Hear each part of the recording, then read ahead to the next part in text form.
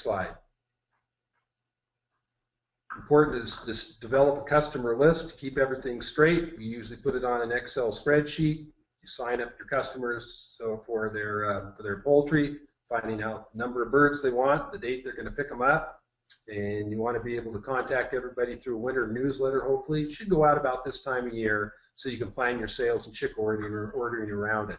Basically, you want to have those birds sold as much as possible before you order the chicks. Next slide. Okay, I think we're done. When we see those big white beautiful turkeys. Thank you, Eric.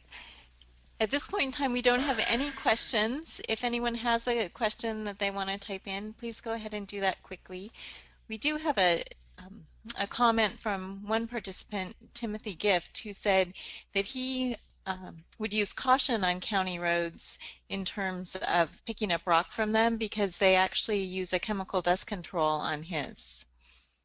Oh, okay. Well, I stand corrected on that. I was thinking more along my terms of my driveway. We used to do, but no, good point. You know, and you can buy a load of rock if you've got a lot of birds for not that much money. So yeah, he's probably right. Going to want to watch the county roads. I guess when I was screening fines out, it was on my driveway, but point well taken. Great. Well, thank you. We don't have any other questions tonight. So I think we can move along into our webinar wrap-up. Colette, can I jump in for a minute? This is Melissa. Sure. Sure, Melissa. Okay, good. I think I mentioned this to you earlier. Since we have a little extra time, Eric just flew through his presentation. I would like to ask a question of Eric because he's doing something else really interesting on his farm with pigs. And since we have a few minutes to spare, I'm wondering if he would talk to us a little bit about how you're using those pigs to manage your compost piles. Sure, sure. Well, every year, oh, go ahead. Well, it's kind of, I was going to say, it's sort of along the lines of Joel Salatin's Pigurator plan, but I know he spreads corn in his cattle barn as he's putting down bedding to encourage the pigs to, after he moves the cows out, that encourages the pigs to root through his bedding and to get at the corn, and in turn they turn it over and turn it into wonderful compost. But I know you're doing it something a little different, so could you describe it for us? Sure. Well, on our farm, basically, you know, as well as on a lot of farms, after lambing and kidding during the wintertime and just general wintertime barn use for the sheep, we develop a lot of straw, and also from our dairy goat herd. And with all that straw, basically, we tend to place it on some of our home garden ground. And last year, we probably had an area that was covered with straw about 3 to 4 feet deep. That was about 30 to 40 feet long by 50 feet wide, and basically it's just one big, you know, sheep straw manure pile. And what we do is we turn the hogs out into it, anywhere from 3 to 8 hogs, and you basically let those hogs go through and compost that straw. And we found that you can encourage them with grain, although really hogs don't, they love to burrow into straw so much and churn it up and root for grubs and other insects that might be in the straw and worms. You don't need to even encourage them with grain. They're going to still compost that straw really well. In fact, when you turn them into that straw, basically a lot of times you don't even see the hogs in there. All you see is moving straw piles, and it works really great. Now, of course, we feed the hogs grain at the same time they're out composting the straw in this enclosed garden area. But we found it's a great way to deal with your winter sheep or goat or cattle pack, and basically they'll turn that into valuable compost that you can use in your garden. One drawback to it, I guess I would have to admit, is they will tend to dig holes out there in that area where they're doing the composting, so sometimes you have to go back in with a front end loader and fill some of those holes in, or till the area back in a little bit to smooth it back out for your gardening. But basically, those hogs can take a 25 to 30 foot wide by 50 to 60 foot long area down that's 3 to 4 feet deep in straw in about a couple, maybe even 3 weeks. So they are extremely good at composting wintertime straw and manure. So I highly encourage you to try it. It's great.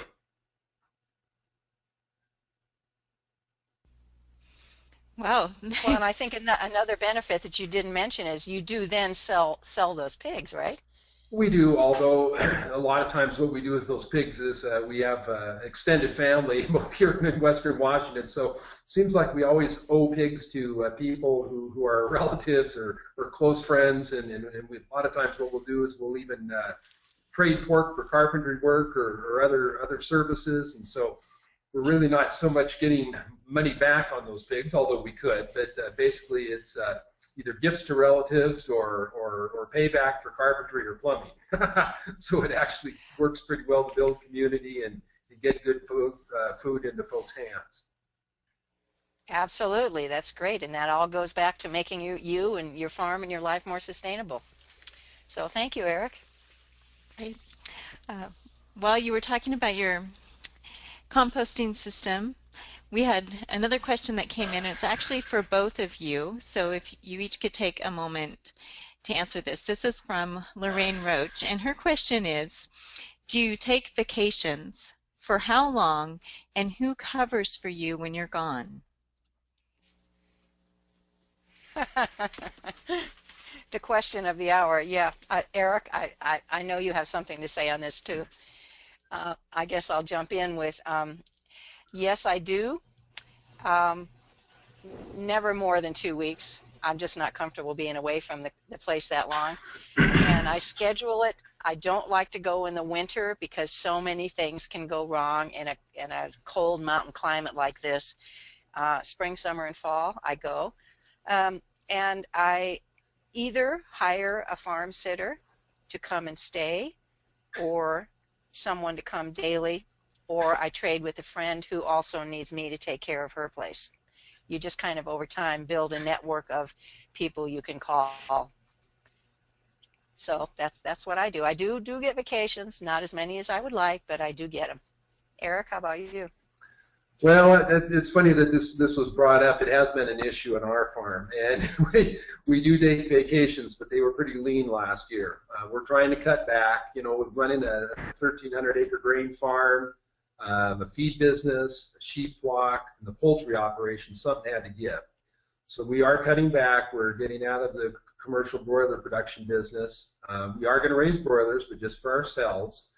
We found that you know, with the feed business taking off as much as it has, we've got to set some limits on our farm. So again, the part that gave this year was the commercial chicken operation. Raising birds out on pasture is pretty labor intensive, and so the problem is it also comes at a time when we're growing our crops and harvesting our crops, and so basically we had to cut back so we could focus more on the field work end of things. But you do have to set limits for yourself, because you can add one more operation or enterprise and just kind of one more thing yourself to death. And so you've got to set those limits.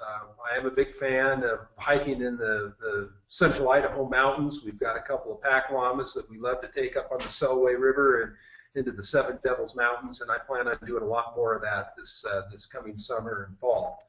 But you've really got to think hard about managing your farm and how you're going to set limits on yourself so you don't overcommit. We do have a full-time employee who helps us on our farm. Nate Bitts is his name. He's been great. He minored in organic ag at WSU, and we've been very fortunate to be able to hire a series of organic ag students out of the WSU program, and they've been wonderful. They've been lifesavers for us, and he looks after our farm when we do go places, and he's an invaluable part of our operation. So it's been good, and I know that it'd be the same with the University of Idaho. There's a lot of good ag students and even non-ag students that would be available for hire and farm help in general while they're going to school. And I encourage everybody to investigate that as one avenue of getting a good employee to help out. Thanks, Eric. While you were talking, a couple other questions came in that were specific to growing turkeys.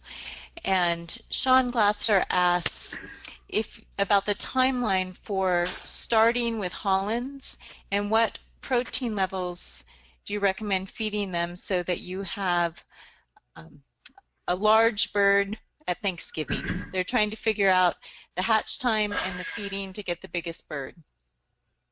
Yeah, well, Hollands, of course, being a heritage breed, are going to take a little bit longer. And so in order to get them up to size by Thanksgiving, it probably means you're going to be buying those poults to be delivered in mid-February to March.